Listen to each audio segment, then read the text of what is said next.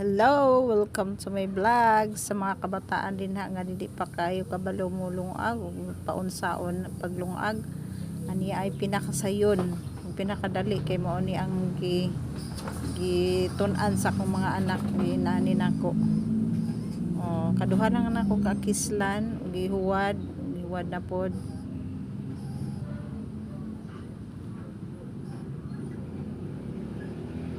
Okay. Mana siya ang last. Magtakos na ta sa tubig no. Di lang nako siya gipuno.